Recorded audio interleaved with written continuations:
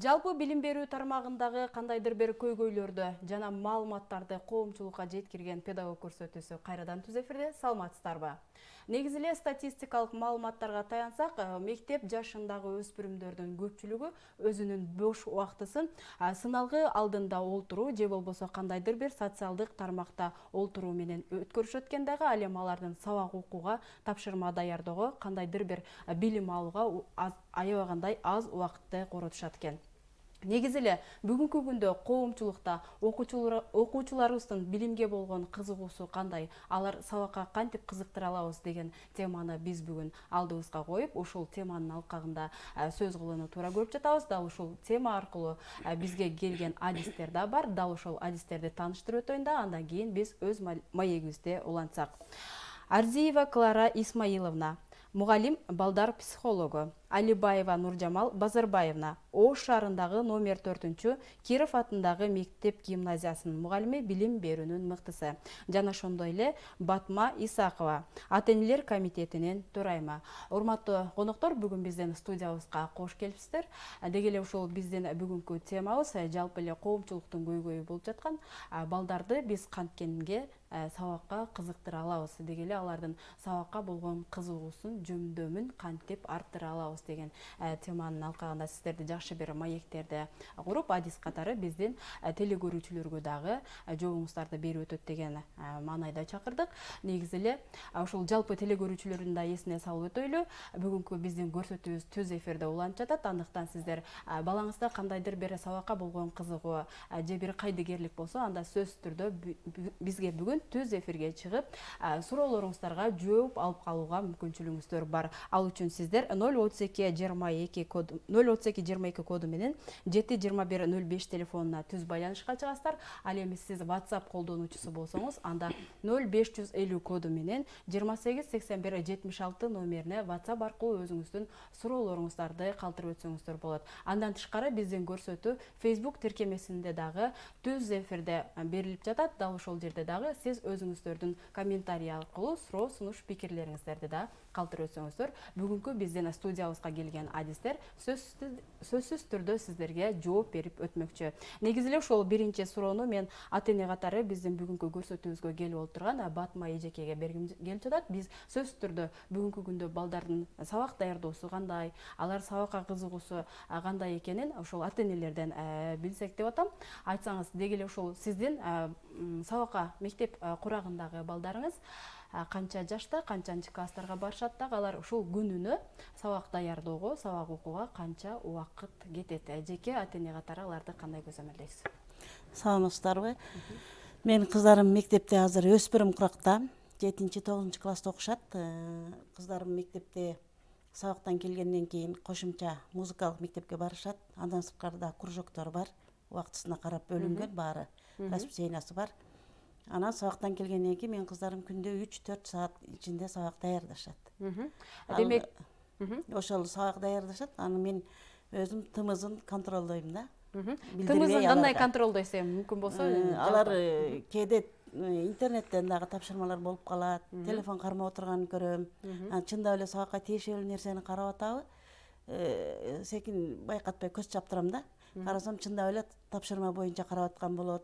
Анан бир предметти даярдап бүтүп, экинчи предметти даярдап атканда арасында сөзсүз баягы өспүрүм курак болгон үчүн бир ырчылардын музыкасын угуп аткан мезгили болот. Ал деле керек дейм да, макул уксун деп. Анан азыр эми баягы Кореянын дүйнө ырчылары бар экен, азыр жаш жигиттер. Аябай дүңгүрөп атыптыр. Ошол өспүрүм курактагы кыздарыма мен дагы ошолордун кызыгуусуна кириш үчүн мен дагы ошол Корея ырчыларын укчу болдум. Демек аларда таасир алып жатат, балдарыңыз? Ооба, таасирленет. Ошону угушат. Эми жалпылап айтып, сизден ата-эне катары сурайлы, ушул жалпылап алып караганда, бүгүнкү күндө ушул балдарыбыздын сабакка кызыгуусун кандай деңгээлде деп баалайт элеңиз? Мен эми өзүм кыздарым мисалында айтсам болот да. Менин кыздарым мисалы сабакка кызыгат. Ал үчүн мугалимдин ролу өтө чоң. Жакшы мугалим сабак бергенде бала ошол мугалимге берилип, ачылат, кызыгуусу жанданат да. Мен ошону байкадым да. Мурдагы кызыкпаган предметтерин быйылкы окуу жылында жакшы мугалимдердин келгенин сразу эле түшүнөсүң да. Үйгө келип, эшиктен кирип эле айтат. мен математика аябай кызыктырбайбы, мен ушундай кызыгып окуп атам, оңой эле чыгардым дегенден билип калам да, демек жакшы мугалим окутуп аткан экен деп. Демек балдарды сабакка кызыктыруу үчүн мугалим эң башкы орунда Ролдо деп турат, ооба, эң биринчи ролдо турат. негизи эле ошол психолог катары, анын ичинде балдардын психологу катары Клайра Исмаиловна сизге кайрылып өтөйүн. Негизи эле ушул балдар эмне себептен улам ушул сабакка кызыгуусу басаңдайт, негизи эле кызыкпай калышат. Мунун себептери эмнеде? Саламатсыңарбы? Бул жерде себептери өтө көп. Биринчиден, бул психологиялык жагынан, мисалы үчүн психологиялык жабыркат алганда болот. Кичинекей кезинде стресс деп коебуз го. Биздин окумуштуулар изилдегенде, дүйнөлүк окумуштуулар изилдегенде 90% адамдар психологиялык жактан стресске кабыл алат экен, чагылдырат экен. Ошол стресстер болсо, булар мисалы үчүн 5 жылда эмес, 10 жылда эмес, балким 15-20 жылда Акырында отур, сөзсүз өзүн билдирет экен. Вот бул биринчиси. Бул стресстер кайсы жерде болушу мүмкүн? Мисалы үчүн өзүнүн эле үйүндө. Мисалы үчүн бизде уруш талаштар болуп калса, же мисалы үчүн садикке барганда да ушундай болот. Кээ бир тарбиячылар катуураак сүйлөп койсо, же мындай да мисалдар бар. Мисалы үчүн бир кызды бизге келген тажрыйбада бар. Бул кыз келип садикте жана темная комната деп коет го. То есть эмеси жок, терезеси, только эшиги бар. Ошол комнатага камап коюптур. Ошондон кийин бул кыз сүйлөбөй калыптыр. Мен бул кызды таанычымын, кичинекейинде жакшынакай сүйлөп садикке келип жүрчү. Кийин ошол кыз сүйлөбөй калыптыр. Это не просто то, что бул сүйлөйт. Бул үйүндө сүйлөйт, ата энеси менен сүйлөйт, бир туугандар менен сүйлөйт, бирок педагогторго келгенде, педагогторго келгенде, это какой-то жана негативизм деп коебуз го, бул сүйлөбөйт. Вот, бул кыз менен аябай көп иштегенбиз. Мындан тышкары мектепте болот.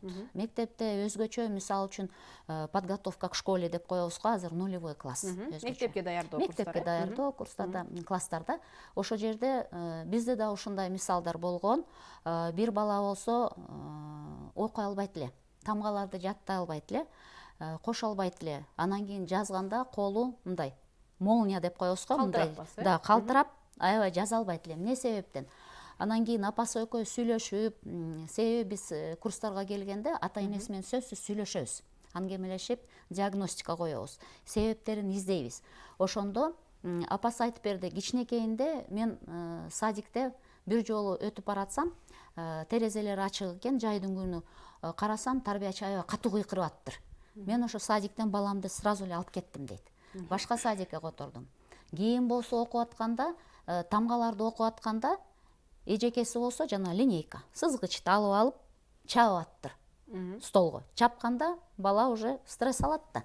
Бул билинбейт. Ошондо бул бала уже стресс алып калган. Кийин азыр башталгыч класстарда, биринчи класста мунун почерки өтө начар болуп калган. То есть ушундай себептер болот. Мындан тышкары көбүнчө ата энелер өзүбүздүн күнөөбүз аябай көп. Ошентип айтсам болот.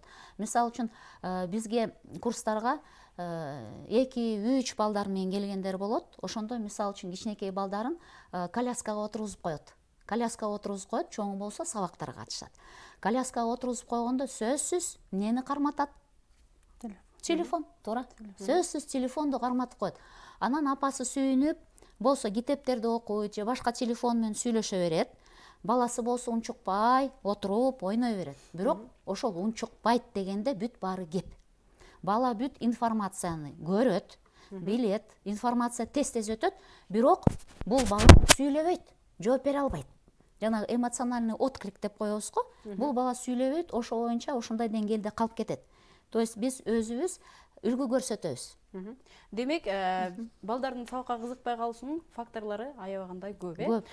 Мугалим тарабынан атайын бир жогоруда айтып өттүңүз, анын бир бая балдарга сызгыч менен чапкылоо иретинде дагы ал атайын ошол стресс алганын натыйжасында окуя калат деп. Андан сырткары ушу кадимки эле сабак процессинде дагы өтүп жатканда дагы ошол бир кызыксыз жагдайлар болуп калышы мүмкүнбү? Бала ошол сабакка кызыкпай калышы мүмкүнбү? Айталы, ал ошол күндө эле жакшы окуган балдарды сурай берип, айрым балдарыбыз уялчаак, тартынчаак болот да. Ошол балдарыбызды сурабай койгондо анын ошол сабакка болгон кызыгуусу жоголушу мүмкүнбү психологиялык жактан жабыркап? Ооба, ооба. Бул мындай да, мисалы үчүн азыр биз токтоп кеттик го, бул эжекеси токтоп кетти, айтты ушундай сабак даярдаганда мен сөзсүз контролдоп карайм депчи, бул эң туура. Анан кийин мектепте мисалы үчүн биз азыр баарыбыз эле билебиз, мисалы үчүн нормасы болсо 20-25 бала болсо, бизде болсо 50-60 чейин чыгып кетет. Бул жерде эми практикалык жагында бул жана физически деп коебуз го, физически бул жетише албайт мугалим. Ошондо 50 тетрадьты таратыш керек, 50 эмени бериш керек и так далее. Бул анда деле кеп эмес.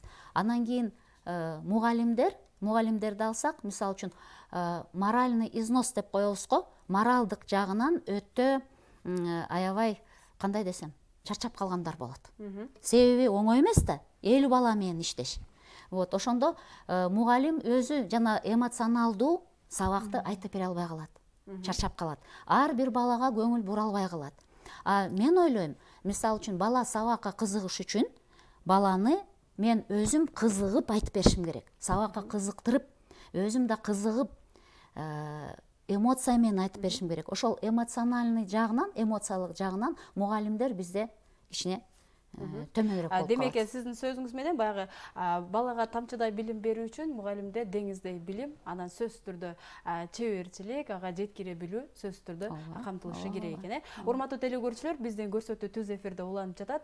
Андыктан сиздер бүгүнкү бизден ошол окуучуларыбыз сабакка канткенде кызыктыра алабыз деген темада, деги эле сиздин балаңызда сабакка кызыгуу боюнча кандайдыр бир кайдыгерлик болсо, сөзсүз түрдө өзүңүздүн көйгөйүңүздү же сурооңузду жазып, бүгүнкү биздин адистерден жооп алып калууга мүмкүнчүлүгүңүздөр бар. Ал үчүн сиздер экрандагы чыгып турган телефон номерлерине кайрылып, суроо сунуш пикирлериңиздерди жазып өтсөңүздөр болот.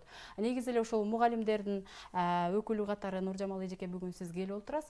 Бүгүнкү күндө ушул сиз көп жылдык эмгек тажрыйбаңыз менен балдардын сабакка болгон кызыгуусу жылдан жылга төмөндөп баратабы же тескерисинче жакшы жакка баратабы?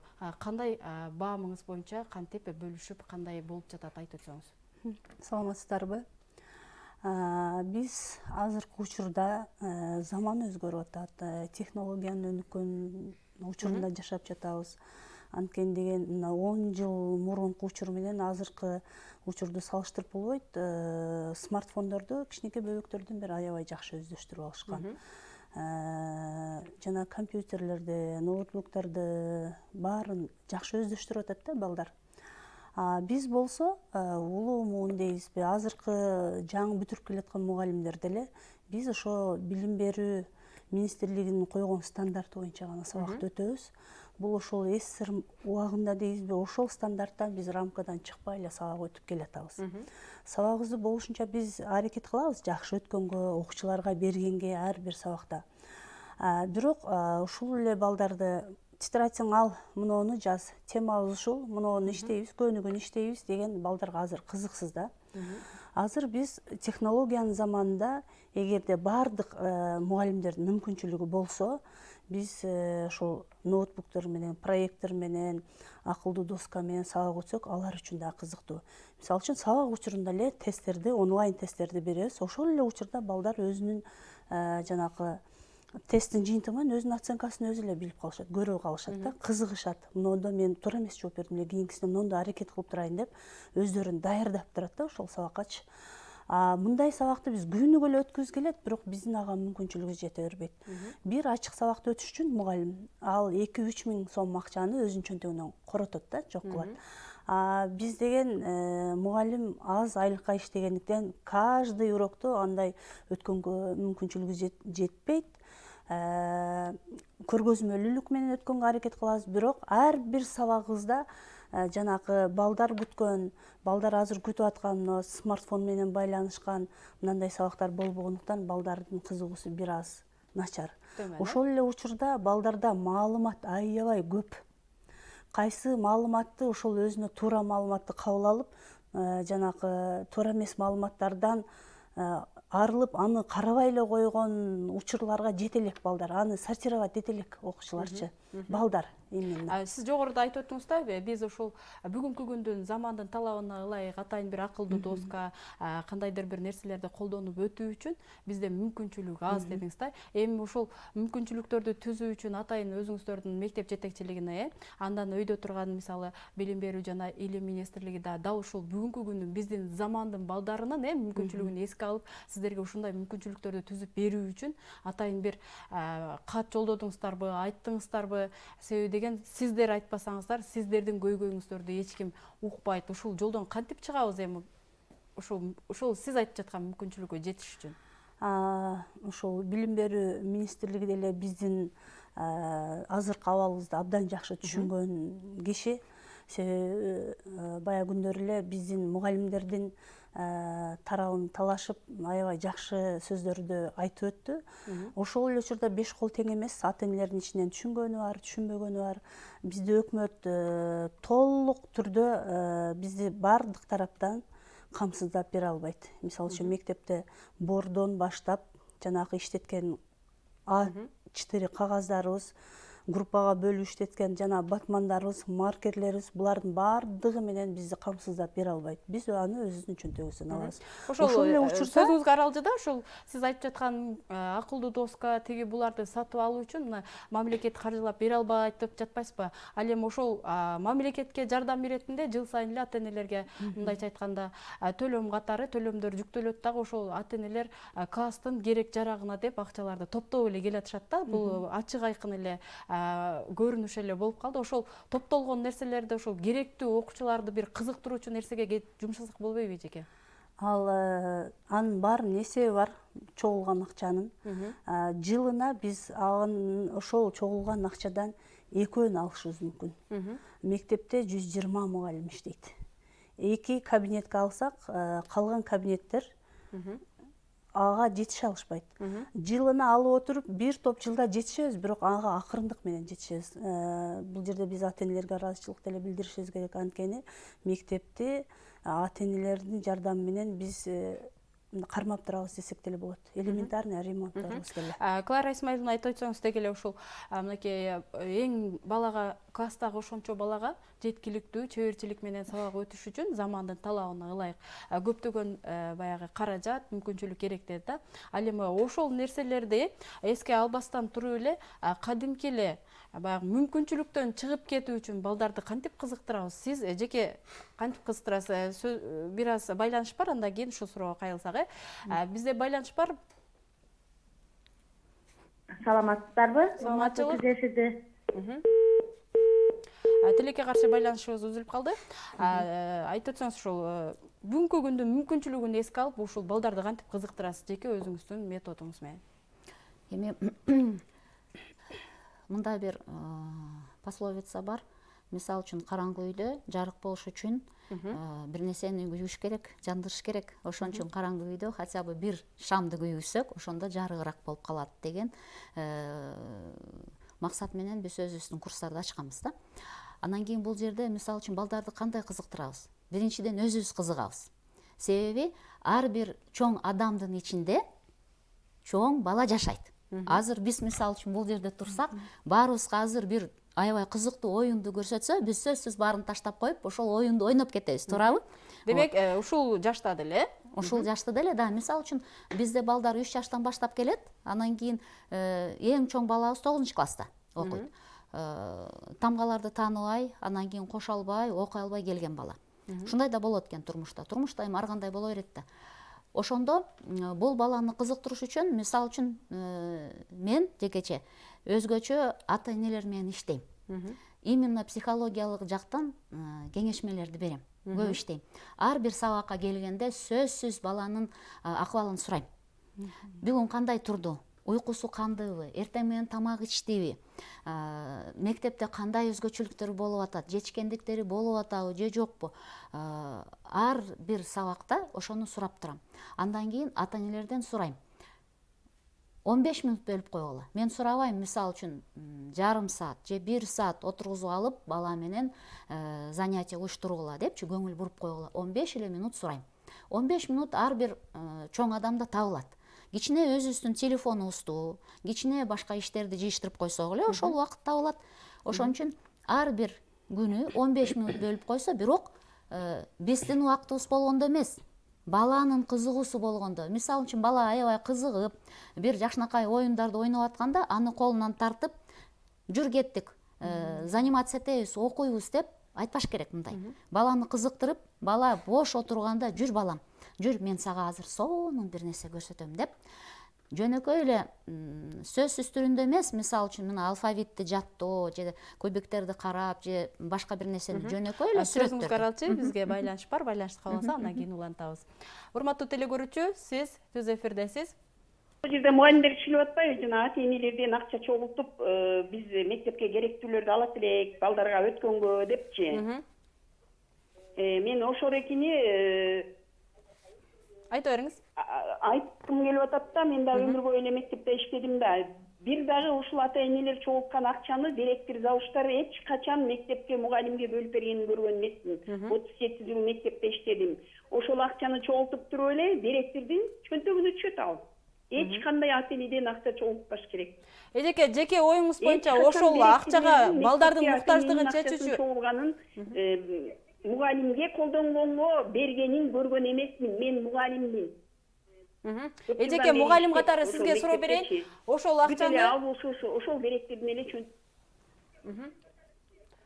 Сиз ошол акчаны жеке акылдуу доска же кандайдыр бир компьютерге бөлүп бер деп сурансаңыз болобу? Сурандыңызбы? Ошентип сурасам болот, бирок мен башка мектептин директорун билбейм, номер 1 гимназия интернатта иштегем. Эгерде мен ошону сурай турган болсом, директор мени эч качан бербейт. Көрдөн алып жер курат, жерден алып көр курат. Өмүрүндө бир жолу мугалимге жардам бергенин көргөн жокмун. Рахмат байланышка чыкканыңызга. Мен жооп берип коеюнчу. Кошумчалап өтөсү. 5 кол тең эмес. Мисалы үчүн биз өткөн окуу жылында 2019-2020 окуу жылында бир эмес 2 акылдуу досканы алганбыз. 2 каанабыз камтылды муну менен. Демек ошол акылдуу доскаларды ата энелерден чогулган акча алдыңыз. Ата энелерден чогулган акча, жарымы ошол коомдук фонддор жардам беришти. Ошонун жардам менен алдык. Бирок мектепке жумшады. Баардык директорлор эле завуштар анын баарын чөнтөгүнө алат дегенден алысмын да. Ушул жагдайдан улам мен ата энелердин өкүлү катары келип аткан Батма эже сизге кайрылгым келип турат да. Демек, акча чогулду, анын сөз түрдө ушу балам жакшы билим алсын, ал бир сабакка кызыксын, жакшы нерсени үйрөнүп келсин деген максатта берет да ата энелердин баарыча. Ал каяка кетип атат, ошо баламдын кызыкчылыгына жумшалдыбы деп аркасынан түшөсүздөр? Ооба, мен ата энелер комитетинин мүчөсү катары сураган мезгилдерибиз болот. Анын отчету болот сөзсүз. Мектепте жыл бою чогулган акчанын отчету болот. Мектепте азыр ар кандай шарт болуп калат. Мектебибизде күзөтчүнүн турганы эң керек азыр бизге. Айрыкча шаар жеринде күзөтчү болбосо кимдер гана кирип кетпейт да. Ошон үчүн күзөтчү жыл бою айлык акы алат, ошол ата энелердин анын аркасынан кызыгып түшөсүздөр. Бизге WhatsApp аркылуу бир телекөрүүчүбүз өзүнүн жакшы бир пикирин билдирип өткөн. Саламатсыздарбы? Билим берүү министрлигинен бекитилип келген планды өзгөртүү керек. Себеби 12 жыл окуучуларды тажатып жиберет. Андан көрө күбөлүк алгандан кийин кесип боюнча окутса жакшы болот дейт. Буга кошула аласыздарбы? Ушул боюнча мен азыркы балдарды биз баардыгын эле гуманитарный багытта, баарын эле математика кылып, бир тарапты бир эле сабакты бере бербей, 40 окуучунун баарына. Балдарды башталгыч классты бүткөндөн кийин өзүнүн кызыгуусуна, жөндөмүнө жараша ошол сабактарды тандап кетип окутса деп ушундай оюм ушундай да, менин оюм. Себеби бир класста 40 бала окуса, анын 5-өө математикага кызыгышы мүмкүн. Анын баары эле математик болбойт. Ошол бир сабакта анын кызыгуусуна карап бөлүш керек. Тил боюнча кызыккан окуучулар, алар өзүнүн багытында ушундай балдардын кызыгуусуна, жөндөмүнө жараша анан ошол предметтерди тандап кетсе, алар 9-ду бүткөндөн кийин алар өзүнүн кесибин тандоого дагы бир топ жеңил болот. Эң сонунда биз ошол шаар тургундарына сиздин балаңыздын сабакка кызыгуусу кандай деген темада сурамжылоо жүргүзгөнбүз. Келиңиздер анда сурамжылоого кезек берсек. Кызыгуусун өтө жогорукта баалай албайм, себеби мен өзүм дагы керектүү сабактарды билем. Бизге кызыксыз жана анан өтө тереңдетилип берилген да. Мисалы химия, биология. Ал эми керектүү сабактардан болсо, алардын биздин келечекте тандаган профессиябызга эч кандай тиешеси жок, пайдасы да жок. Биз жөн гана өзүбүздүн убактыбызды кетирүүнү сезип атабыз да. Сабак кандай болсо силерге кызыктуу болмок? Биринчиден айтып аткан профориентационный уроки, то есть ошол өзү керек болгон сабактарды тандап өзүбүзгө ошого жараша даярдансак өзү кызык болмок. Себеби биз ага өзүбүзгө биздин келечекке керек. Балдар азыркы заманда ушул телефонго көп берилип кетишти. Сабак дегенди унутуп коюшту. Ошол анан кийин эми ата энелер көбүнчө ошо Россиялап жүрүп, чоң эне чоң ата энелеринин колунда калган үчүн балдардын тарбиясы начар болуп кетти деп ойлойм. Эмне үчүн баардыгы эле биринчи себептен жалкоолукка басым жасап атат, анан телефонго. Мугалимдер бирдей эле сабак өтөт, баардык мугалимдер эле. Аны билим алууну балдар гана зависит этет балдарга. Азыркы учурда балдардын кызыгуусу бир 30-40% эле. Себеби Аларды кызыктырыш үчүн ата эне катары сиз кандай күч жумшайсыз? кызыктырыш үчүн өзүбүздүн убактаган нерселерди айтып берем. Биз мындай окуганбыз азыр. Бирок биздин заман менен азыркы замандын айырмасы алты менен төдөй да. Бизде телефон болгонбуз. Булар көбүнчө телефонго кирип кетип атат, оюндарга кирип кетип атат. Кандай социалдык сеттерге кирип кетип атат.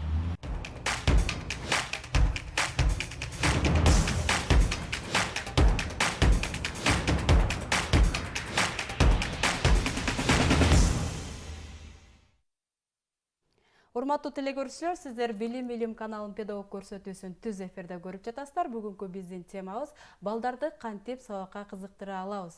Деги эле балдардын сабакка болгон кайдыгер мамилесине кантип бир алдын алып бөгөт кое алабыз деген теманын алкагында сөз кылып жатабыз. Албетте сиз жаңыдан гана кошулган болсоңуз, анда сөзсүз түрдө бүгүнкү биздин адистерге суроолоруңуздарды берип, жооп алып калуу мүмкүнчүлүгүңүздөр да бар. Ал үчүн сиздер түз байланышка 03222 коду менен 7-21-05 телефонуна түз чыксаңыз болот. Андан сырткары сиздер эгер WhatsApp колдонуучусу болсоңуз, анда 0550 коду менен 288176 номерине WhatsApp аркылуу өзүңүздүн билдирүүңүздү жөнөтсөңүздөр болот. Андан сырткары биз Facebook тиркемесинде дагы Билим каналынын баракчасында түз алып берүүнү улантып жатабыз. Дал ошол жерде дагы өзүңүздөрдүн комментарийлериңиздерди калтырып өтсөңүздөр болот. Мынакей биз жогоруда сурамжылоону көрдүк. Көбүнчө эле ошол биздин шаар тургундарыбыз балдардын бүгүнкү күндө сабакка кызыгуусунун төмөндөшү бар. Ага негизги эле себеби катары айтайлы ошо миграцияны, андан тышкары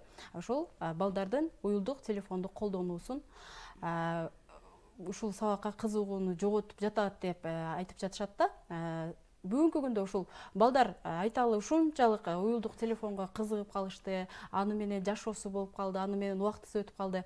Биз эми ошол балдардын мүмкүнчүлүгүн, алардын кызыгуусун эске алып, атайын бир уюлдук телефондорду сабактарда колдонсок болобу, методикага ошол нерсени киргизсек болобу, эжекелер айтып өтсөңүздөр. Мен айтып өтсөм, азыр сурамжылоодон уккандай эле жанагы окуучулар ушул кесипке багыт берүү боюнча бизде сабактар болсо деп атпайбы? Кесипке багыт берүү боюнча Германия кызматташтыгы менен ЖАИЗдин ушул 9-класстар үчүн 5 тепиштүү модельдин программасы деген долбоор боюнча иштейбиз биз. Ош шаарында буга чейин 3 жыл номер 42, анан номер 4 биздин мектеп иштеп келди. Быйылкы жыл болсо дагы 6 мектеп кошулду. Бул сабактар окуучуларга аябай жагат да, себеби расписание коюлгандан кийин жана окуучулар эжеке кесипке багыт берүү боюнча баягы сабагыбызды өтөбүзбү деп чуркап келишет. Себеби сабакта баа коюлбайт. Сабак эркин. Сабакта ар бир окуучунун оюн угабыз. Андан кийин сабакта ар бир окуучуга рахмат деле деген сөз. Азаматсың, сен мыктысың деп эле бир окуучуну көтөрүйбөй, рахмат деген сөздү көп колдонобуз. Эжеке ушул балдарды бүгүнкү күндө кызыгуусу уюлдук телефонго болуп калды деп атпайбызбы? Ошол уюлдук телефон аркылуу дагы тапшырма берген методикаңызда барбы? Сабактарыбызда, мисалы үчүн адабият сабактары болобу, кыргыз тилинде болобу, биз сабак учурунда эле онлайн немелерди, тесттерди түзөбүз. Онлайн эле сабактарда акырында бышыктоо, рефлексияны жүргүзсөк болот. Айрыкча жанагы чыгармаларды өткөндө суроолорго жоопту онлайн эле алабыз. Мисалы үчүн Квизис, Kahoot приложениясы боюнча эле окуучулар киришет. Кирип ошол жерде эле жоопторун берип, биринчи жетишкен окуучулар өзүн ошол жерде эле көрөт. Кийинки сабакта уже мындан да жакшы даярданышым керек деп аракет кылып атат. Батмеже айтып өтсөңүз, ата эне катары ошол Балдарды ушунчалык уюлдук телефонго кирип кетти деп атабыз, анын кызыкпай калуусунун негизги себептери катары карап атабыз да уюлдук телефончу. Сиз ушуга кошула аласызбы? Ата-эне катары баланы ошол уюлдук телефонду кармаба, китеп окуу же тапшырма аткар десеңиз сизди угабы? Мен кыздарым угат. Кыздарым угат айткан сөздү. Анан бул уюлдук телефондун пайдасы көп болуп атат да азыр. Мезгил ошону талап кылып атат. Жакында эле айтып кетсем, ушу интернеттен көрүп калыптыр менин кызым. Мына жогорку кеңештин депутаты Абдувахап Нурбаев агайыбыз бир демөөрчүлүк кылган конкурс, дил баяндар конкурсу болгон экен. Анан менин кызым ошого жазам, акчалай белеги бар экен деп бала деле кызыгат экен да. Деген мен багыт бердим. Анан эжекеси дагы кыргыз тил адабиятынан берген мугалим жакшы багыт берген үчүн ошол дил баянды жазган экен. Аны мен унутуп калып, кийин жай мезгилинде экинчи туру болгондо анан эстеп атпаймынбы? Ошол жерде түз байланыш болуп экинчи туру. Суроо жооп иретинде болуп 5 жюри отуруп сурашып, мындай реалий чыгарды да. Анан акчалай сыйлык утуп алгандан кийин болот. Акчалай сыйлык уткандан кийин балага стимул пайда болот экен. Мен өзүм акча иштеп таптым деп. Эжеке айтып өтсөңүз, деги эле ушул бүгүнкү күндө мынакей балдарыбыз кызыкпай калды деп атабыз. Эми ошонун алдын алуу, андан чыгып кетүү жолдору кандай? Балдардын ар бир баланын өзүнүн кызыкчылыгын эске алып, ошого карап биз ага кадам таштап, ошого карап кызыкчылыгын эске алышыбыз керекпи? Мугалимдер эми ушул жагдайдан балдарды кантип алып чыгабыз? Сөзсүз бул жерде биринчиден баланын психологиялык өзгөчөлүгүн эсепке биринчи ирет алыш керек. Психологиялык өзгөчөлүгү эмнеде? Баланын мышление дейбиз го, мышление наглядно действенное или наглядно образное. То есть мисал үчүн биз алфавитти, ошол эле алфавитти окутканда биз жөнөкөй алфавитти колдонбойбуз, бизде ассоциативный картинки деп коет. То есть ар бир мисал үчүн сүрөт бул бир нерсени билдирет. Мисал үчүн, жөнөкөй тамгаларды таанытканда, мисал үчүн я, девочка как говорит, показывает на себя, я, кыз кантип көрсөтүп атат, я. Анан кийин мисал үчүн юла кандай ырдайт, ю. То есть бул жерде кандай? Бул жерде бала көрөт тамганы колу менен кармап, сызып көрөт, анан кийин движение деп коебуз, кыймыл сөзсүз керек. Вот ошол психологиялык өзгөчөлүгү, сөзсүз кыймыл. Бизде мисал үчүн балдар жана гласный деп коебуз, үнсүз тамгаларды. Үндүү тамга, үнсүз тамгалар.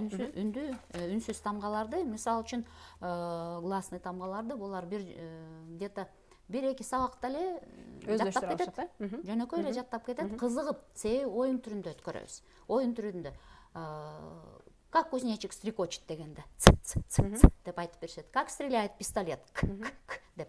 Движение, анан кийин оюн. Мындан тышкары Зайцевдин аябагандай көп пособиялары бар. Бул жерде мисал үчүн мен алып келгеним кубикти эле алып келдим. Кубикти бүт эле балдар ойногонду жакшы көрөт. Жалаң эле балдар эмес, бизге ачык сабактарга ата-энелер келет, педагогдор келгенде сөзсүз ушул кубиктерди кармап көрүшөт. Мына көрсөңөр болот, бул кубиктерди. Себеби бул жөнөкөй кубик эмес, бул кубиктер шыңгырайт. Эмне өзгөчөлүгү бар? Өзгөчөлүгү бул жерде бул жөнөкөй эмес. Биринчиден экологиялык жагынан аябай таза, экинчиден жеңил, үчүнчүдөн наполнитель. Наполнитель мисал үчүн золотые буквы дегенде алтын тамгалар, биз эмнени айтабыз? Ичинде алтын монеталар бар, алтын тыйындар бар деп. Демек бала ошого кызыгат, Ооба, себеби бул жерде бала кызыгат, анан экинчиден биз балага ырдап беребиз. Мисал үчүн У, О, А, Э, И. Бул жерде чоң клубника, кулпунай жатат. Себеби биз могу тамгаларды ырдаганда оозубузда ошо кулпунай жаткандай сезилет да, чоң речевой аппарат, артикуляционный аппарат. Мисал үчүн бул болсо гласный деп коебуз, бул согласный звонкий. Бул да оюн түрүндө. Мисал үчүн бул согласный деп айтпайбыз, биз айтабыз, бул темир кубиктер. Темирден эмнеге? Себеби бул бос болуп турбайбы? Темирден. Андан кийин ичинде темир крышкалар бар, капкакчалар бар. Так, и муну да ырдап беребиз. Му, мо, ма, ме, мы, ма. Ушинтип кубикти мисал үчүн бураганда, биринчи жолу бала көргөндө уже ооздору ачылып, хотя тамгаларды тааныбайт. Ооздору ачылып, кызыгып, интонация кылып эжекени ырдаганда окуп кетет. кызыгышы мүмкүн. Ооба, Кантип аябай ырдап атат деп, кызыгат. эмнени көрүп атат дейиш Ооба, мүмкүн. ушул ырлар билесизби? Ушул ырлар ушунчалык жөнөкөй, ушунчалык мисалы үчүн популярдуу болуп кеткен. Бизде окуган балдар үйгө барганда өзүнүн жана кошуна балдарды, ата энелерди тизип алып мугалим болушат. Ырдайт жогу. Ошол ыр түрүндө, оюн түрүндө биз кызыктырып окутабыз балдар. Биздин убактыбыз чектелип баратат, ошондуктан биз WhatsApp аркылуу келген билдирүүлөргө дагы орун берсек, мектепте болсо уюлдук телефон аркылуу эле сабакка жооп бергени өзү эле жалкоолук, ойлонуу аракети жоготуп жатпайбы? Класстардагы 38 окуучунун ордуна бир класста 20 окуучу окутса жакшы болмок, сабак жемиштүү болмок деген өз пикирин калтырып өткөн. Андан кийин дагы бир келген, балдардын сабакка кызыгуусу болуп барса дагы окууга көңүлдөрү жок, анткени биздин мектепте ата эненин колунда бар жогуна карап окутушат дейт. Буга кандай карайсыздар? Кыскача жооп берсеңиз эжеке. Балдардын ошол мектепке кызыгуусу, сабакка кызыгуусуна түздөн түз ата энелер дагы таасир этет. Анткени ата энелер мектепте ошол мугалим жөнүндө, ошол мектеп жөнүндө балдарда жаман ой пикирди айтпаш керек деп ойлойм да. Ушундай эжекем ушундай деди, же мектептен мондой десе, айта берет ал эжекең деп, ошол эжекенин сыйын мындай төмөн түшүрбөш керек. Кайра балам статусун жогору көтөрүш керек, авторитетин көтөрүш керек. Сен деген мыкты мектепте окуйсуң, сен деген Бул жерде айтып атат да эжеке, ата эненин колунда бар жогуна карап туруп мугалимдер мамиле кылып калды деп атат. Андай учурлар азыркы учурда кездешиши деле мүмкүн. Жок деп айта албайбыз аны. Бирок ошол учурда мугалим деген психолог ал.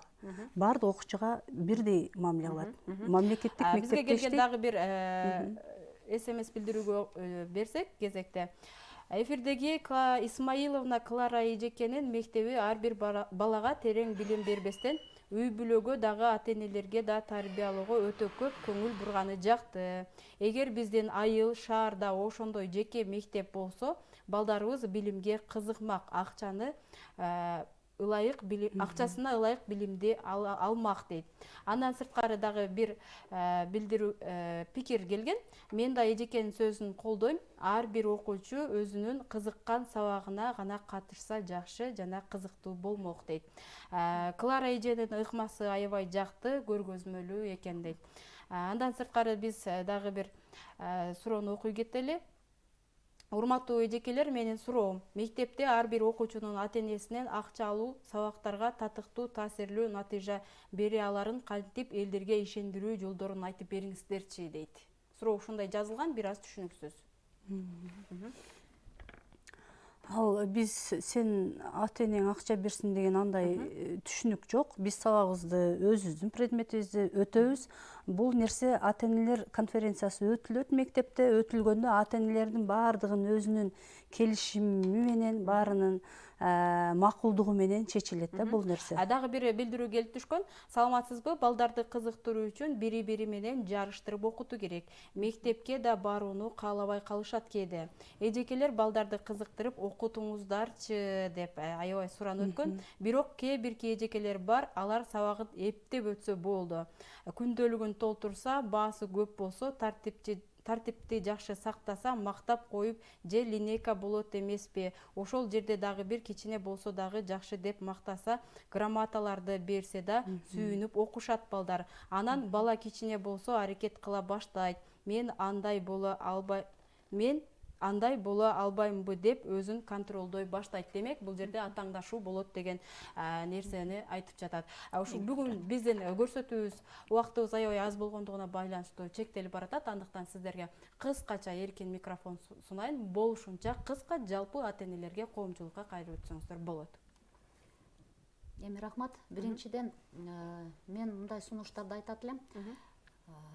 Ушундай алдыңкы ыкмаларды мен аракет кылам элдерге жайганга. Бизге келип окусаңар болот. Азыр ата энелерди даярдап атабыз окуганы онлайн курстарга. Мындан тышкары мен ойлойм, ар бир ата эне баласына аябай мындай тереңирээк мамиле кылыш керек. Баланы көбүрөөк кучакташ керек. 4-8 жол күнүнө кучакташ керек. Бул психологдор сунуштайт. 4-8 жолу күнүнө кучакташ керек. Анан айтыш керек, муну көтөрмөлөш керек. Ты у меня лучший. Ты добьешься побед, сен эң мыкты бала болосуң депчи. и тарбиялап атканда баланы буларды чемпион болосуң деп эч качан мындай үмүттөндүрүп жүрбөш керек. Баланы жөнөкөй жакшы адам болосуң деп ошого аракет кылыш керек. Кыскача сиздин сөзүңүз болсун. Балдарды мектепке кызыктыруу бир эле мугалимге гана көз каран эмес. Бул бизге мамлекет тарабынан, ата эне тарабынан, коом, мектеп баардыгыбыз биргеликте иш жүргүзсөк, анан кийин натыйжа берет деп ойлойм да. Андыктан баарыбызды биргелешип иштөөгө чакырам. Батма эже сизден. Мен ата энелер катары мугалимдердин авторитетинин көтөрүлүшүнө, үй бүлөдөгү сөз ата эненин мугалимге болгон мамилеси түздөн түз таасир этет демекчимин да. Ошон үчүн сенин мугалимиң жогорку билимдүү, сен үчүн жакшы билимдерди берип атат, сага эч өзүнүн жакшы билгендерин аябайт деп үйдө мугалимди мактап, балдарыбызды ынандырып жөнөтүшүбүз керек. Бекер билимди алып калды дешкен. Ушул предметтен сен жакшы окусаң, сенде ушул жөндөн бар. Ошон үчүн сен келечекте ошол жакшы инсан болосуң деп мугалимге баланы ынандырышыбыз керек. Ата энелер мугалимдин адресине жакшы сөздөрдү айтышыбыз керек. Бүгүн биздин студиябызга келип, жакшы бир өзүңүздөрдүн сонун кеп кеңештериңиздерди бергениңиздер үчүн сиздерге терең ыраазычылык билдиребиз. Ал эми урматтуу телекөрүүчүлөр, жогоруда айткандай сөзсүз түрдө ата эне менен мугалим бул баланын кызыгуусун арттырышы керек. Анткени баланын бүгүнкү кызыгуусу бул биздин эртеңки келечегибиз. Сиздер ЛТРдын Билим каналынын педагог көрсөтүүсүн түз эфирде көрдүңүздөр. Кайрадан эфир аркылуу амандашканча саламатта туруңуздар.